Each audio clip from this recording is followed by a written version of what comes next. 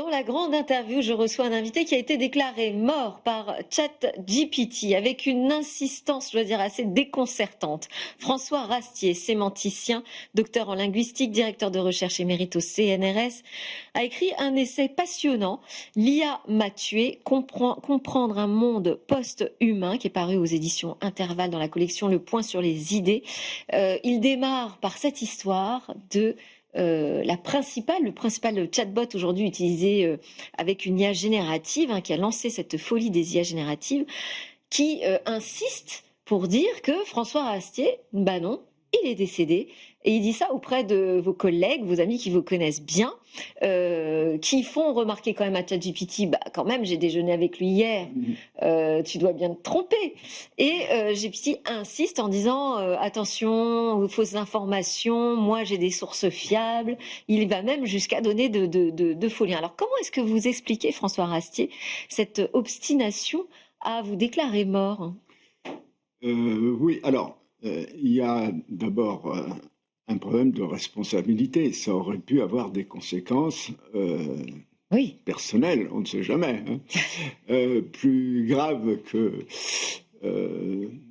la question que je me posais, comment porter son propre deuil, vous voyez. Oui. C'est ce que dit Borges, hein, assister à sa mort, c'est toujours ce qui est le plus intéressant. Bon, mais la question, c'est celle de l'irresponsabilité, hein, et en fait, ce sont des machines qui sont... Le client est roi, donc ces machines sont faites pour ne jamais se démentir, ni démentir le client d'ailleurs, hein. Si vous interrogez 4 IA sur 10, vont vous dire, si vous dites est-ce que Macron est marié à un monsieur transgenre, vont vous dire oui, hein, Alors cette tendance à la flagornerie, ils sont en train d'essayer justement de le corriger dans la nouvelle version GPT-5, visiblement, ils travaillent beaucoup, beaucoup là-dessus. Mais vous parlez de la question de la responsabilité. Effectivement, dans le livre, vous posez cette question, mais en fait, qui parle derrière ces IA? Qui me parle? Et c'est important dans une conversation qu'on entretient entre humains, finalement. Vous dites que ça fait partie de la garantie sociale de savoir à qui je m'adresse. Alors, qui parle, c'est la grande question, hein, depuis le début de la philosophie du langage, hein, puisque quel est le statut d'une parole qui est adressée par personne? Vous voyez, on ne sait pas qui est derrière. Alors, est-ce que c'est un oligarque avec une capuche? Est-ce que c'est les programmeurs, puisqu'il y a des biais? Alors, du côté de l'oligarque, on a vu par exemple que Grok, l'IA de Musk, reflétait assez fidèlement les opinions du propriétaire. Et je me suis demandé ensuite, par rapport à l'histoire de tout ça, parce que l'IA n'a pas commencé, ça fait depuis 1956 qu'on en parle, d'ailleurs dans une demande de financement, hein. Et ça a commencé dans les réseaux sociaux, c'est-à-dire qu'il y a eu de moins en moins de communication interpersonnelle dans les réseaux sociaux. Zuckerberg estime à 7% seulement de communication interpersonnelle, parce qu'en fait, c'est autre chose qui se passe. D'abord... Ce sont quoi, des bots, c'est ça? C'est les robots. Et ensuite, c'est la figure de l'influenceur qui a repris qui a émergé. Et finalement, les IA sont des influenceurs de poche. Et dans les pratiques, on voit que c'est en train d'évoluer. C'est-à-dire que il y a 2-3 ans, c'était plutôt de la recherche d'informations, et maintenant, ça a été les placements, ça a été les voyages, mais maintenant, c'est la vie intime. Qu'est-ce que je dois faire dans mon couple? C'est ça, c'est confident. Même la psychothérapie. Ouais. Donc, alors, c'est pas un exercice illégal de la médecine, mais c'est utilisé comme ça, avec euh, des problèmes sur l'anorexie, sur, enfin, disons, tous les gens qui, étant déjà isolés par les réseaux sociaux, se trouvent affaiblis. Vous voyez, la question est celle de l'emprise. Oui. Alors, Mais alors, d'ailleurs, sur justement l'emprise, parce que vous dites que vous n'avez pas du tout envie d'aider OpenAI et ChatGPT à corriger son apprentissage et donc à lui dire bah non, je ne suis pas mort et à lui donner les bonnes infos. Mais d'un autre côté, vous dites que toute résistance est illusoire. On est fichu, quoi. ah non, pas du tout. Simplement, je vois. C'est quand même comme ça que vous terminez Oui. un de vos Non, chapitres. non, alors, Moi, je l'ai dévoré le livre, alors attention, je peux vous citer. Hein. Vous dites, Oui. toute résistance est illusoire aujourd'hui. Alors, je ne parle là que de l'intelligence générative grand public, Oui. parce que bon, on nous dit toujours, oui, mais c'est très utile en médecine pour lire les radios, etc. Mais ça n'a rien à voir. Hein. Ça a Oui. été inventé pour guider les fusées pendant la guerre des étoiles en 85.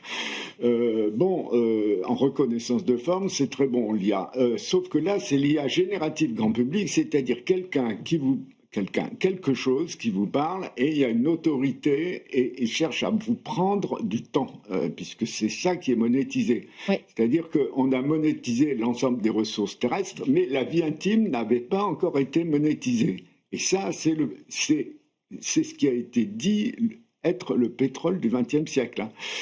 Donc, les réseaux sociaux ont servi à accumuler les données personnelles et l'IA s'en est servi. Ce sont les mêmes firmes, hein. C'est Meta. Et la force de TikTok, c'est qu'ils avaient un bassin d'utilisateurs par centaines de millions, plus grand que les Américains. Donc c'est spécialement addictif parce que tous les biais sont là, vous voyez, y compris des biais comme celui de la récompense aléatoire qui est utilisé dans les casinos pour les bandits manchots. Vous voyez, derrière ça, il y a le neuromarketing. Hein, Oui. et ça, c'est des décennies de recherche et de succès. Alors, vous dites, parce que je voulais quand même sur l'avant-propos, j'ai trouvé que c'était intéressant, vous dites que l'IA réunit 3 thèmes majeurs de notre présent. Les données donc, qui constituent le corpus d'apprentissage, la post-vérité, et vous parlez même en fait de post-réalité, donc vous allez nous expliquer ce que vous entendez par là, et enfin un projet transhumaniste, où là vous allez jusqu'à parler en fait de totalitarisme à travers ces outils d'IA générative. Oui, alors, il y a l'idée que l'homme doit être augmenté. C'est-à-dire, la condition humaine, c'est un peu une maladie à soigner. Alors, la mort est à soigner. Tous ces oligarques sont dans des logiques d'augmentation de la vie, de partir dans des... Quand on aura usé cette planète, on va aller sur Mars, ça c'est Musk. Avec la création de nouveaux mythes, de nouvelles religions. Oui, et avec la question de l'autorité politique. J'ai entendu à la radio France Inter le président d'une commission d'éthique officielle française dire le prochain président de la République devrait savoir coder, ce qui élimine d'emblée tous les candidats actuels. Et ça veut dire aussi que la question du pouvoir se pose, hein, et elle se pose de façon cruciale. Si bien que, par exemple, avant-hier, enfin mardi, donc il y a eu un appel de 10 prix Nobel, 200 personnalités, dont des gens aussi de l'intelligence artificielle, pour dire il faut absolument réguler ça, parce qu'ils sont tous dans une logique de fuite en avant, de façon à avoir l'application tueuse qui va gagner sur les autres. Et donc, c'est l'aboutissement de la dérégulation. Qui coûte des milliards et des milliards. Absolument.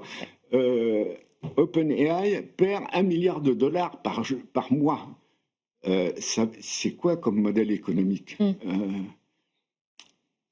Alors, vous parlez d'ailleurs de sa propre surestimation et vous donnez des explications. Pourquoi est-ce qu'on surestime en fait les capacités de ces IA génératives? Vous dites d'abord parce que chez les informaticiens, il y a un souhait de maximiser les financements.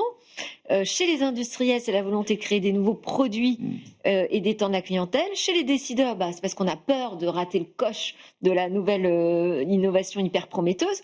Et puis auprès du grand public, vous parlez de badauderie, c'est la volonté de croire au miracle. On est tous enfermés comme ça dans une bulle qui nous fait surestimer ces IA génératives. Alors, c'est elles-mêmes qui ont créé cette hype. C'est les mêmes firmes, c'est Facebook, etc. Donc c'est Google. Oui, mais tout le monde suit, c'est quand même incroyable ça. Oui, et ça a été très vite. Mais ça monte. Mais ce n'est pas le cas de toutes les innovations, François Rastier. Là, il y a aussi cette question, et que vous travaillez très bien depuis de nombreuses années, aussi cette question d'utilisation du langage, qui était finalement juste le propre de l'humain, d'un seul coup.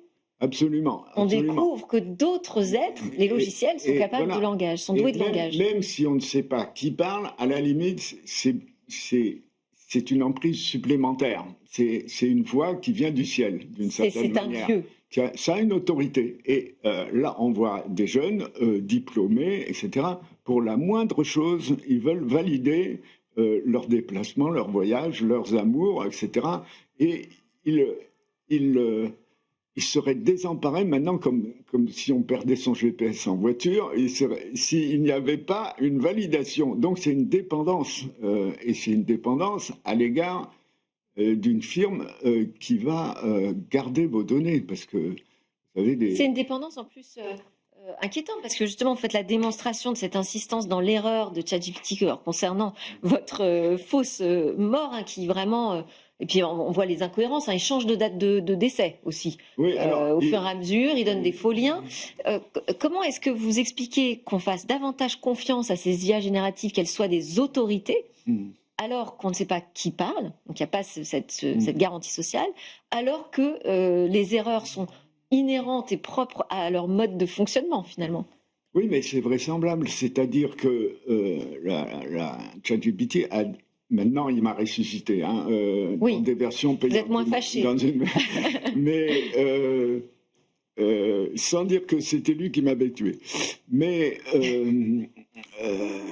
ce que je veux dire, c'est que on le croit parce qu'il est crédible. C'est-à-dire que quand il aligne 60 notices nécrologiques tout à fait élogieuse à mon égard, j'étais très flatté bien sûr, écrite par des collègues, etc., en mettant les références, les liens pour consulter. Il y a un effet de réalité, si on peut dire, de réalité documentaire. Et le gros problème, c'est que l'ensemble du web, depuis 2016, est majoritairement créé par des robots. Et donc, ce que produit actuellement en masse l'intelligence artificielle va nourrir les intelligences artificielles à venir. Et donc, par exemple, les Russes, tous les jours, publient 1400 narratifs différents sur la guerre en Ukraine, qui sont traduits en 40 langues, si bien que si vous interrogez pour savoir si Zelensky a déclenché la guerre, vous avez 4 IA sur 10 qui vont vous dire oui. Et bientôt, ce sera 10 sur 10. Parce que vous expliquez très très bien comment fonctionnent ces IA génératives. Vous avez travaillé dans un laboratoire d'intelligence artificielle, donc vous savez de quoi vous parlez aussi. Vous parlez du problème du corpus d'entraînement. Oui. Alors, si vous prenez le web, c'est... Et du corpus d'entraînement sans supervision. C'est-à-dire, on ne sait pas exactement comment ont été entraînés ces IA, avec quel contenu. Quand on mélange le faux et le vrai, c'est le faux qui l'emporte. Par définition, c'était le secret de l'assistant de Beria, qui était... Alors ça, c'est typique du totalitarisme, c'est-à-dire là, il y a une vérité qui est mélangée... Enfin, le faux et le vrai sont mélangés, et il est impossible de distinguer, si bien que ça finit par être intériorisé. Mais, ça donne du corps finalement à la fausse information. C'est-à-dire, il y a n'importe quoi sur X, et donc ce n'importe quoi sert de corpus d'entraînement. C'est officiel. Alors, je voulais, parce que ça passe très vite le temps, vous savez, oui, je vous en prie. À la télé. Je voulais qu'on passe à un exercice où je vous pose des questions binaires. D'accord. Pour que vous puissiez me répondre assez rapidement. On commence? Vous êtes prêts? Oui, oui, oui. Allez, donc oui ou non, on devrait restreindre les usages des IA génératives?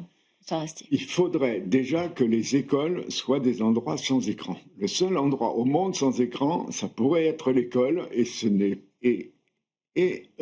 tous les décideurs vont dans le sens contraire. Ah bah parce que ça, Bon, c'était ma deuxième question. Pour ou contre l'IA à l'école?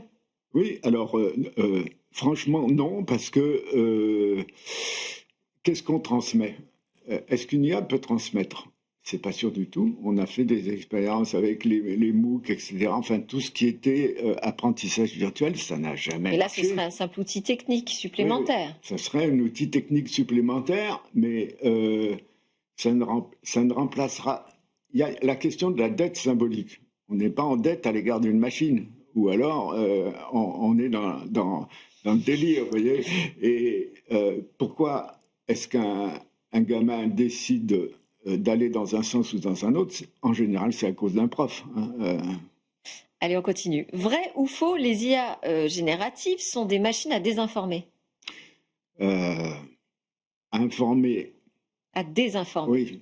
Ah, vous dites? Désinformer. Disons, elles sont complètement neutres. Elles se foutent complètement de la nature des informations qu'elles transmettent, puisque ce sont des chaînes de caractères. Attention, c'est des documents, c'est pas des textes. Ce sont des chaînes de caractères. Elles vont vous les recracher sans aucun problème. Orwell avait vu ça en 1946. Il dit la pire écriture moderne, c'est de mettre ensemble des groupes de mots, et là il critiquait le journalisme, mais là c'est du journalisme généralisé qui est devenu, si on peut dire... Du mauvais journalisme, s'il vous plaît. Du mauvais journalisme. Non mais je veux dire, il avait en vue cette désinformation qui existait déjà dans le totalitarisme. Bon, est-ce que vous avez quand même une certaine admiration, ou alors pas du tout, pour l'habileté avec laquelle ces chatbots manient le langage? Alors, en fait, c'est des humains qui ont manié le langage, c'est-à-dire qu'ils ont... les corpus d'apprentissage sont corrects. Alors, c'est comme ça qu'on détecte les textes générés par l'IA. Ils sont plus corrects que les textes générés par des humains. Et dans les universités, ça fait 3 ans qu'on n'a plus vu une faute d'orthographe. Donc, il y a aussi une perte d'expertise massive, c'est-à-dire que les gens vont sortir diplômés, mais ils n'auront rien lu, simplement, ils auront donné les PDF. J'avais encore plein de questions à vous poser, François Rastier, mais on arrive à la fin de cette grande interview. Je rappelle que vous êtes linguiste, directeur de recherche émérite au CNRS, auteur de L'IA m'a tué, comprendre un monde post-humain aux éditions Intervalle. C'est un livre passionnant. Je vous le conseille à tous. Ça démarre par votre fausse mort qui nous permet de mieux comprendre ce qui nous arrive véritablement. Merci beaucoup. À très bientôt.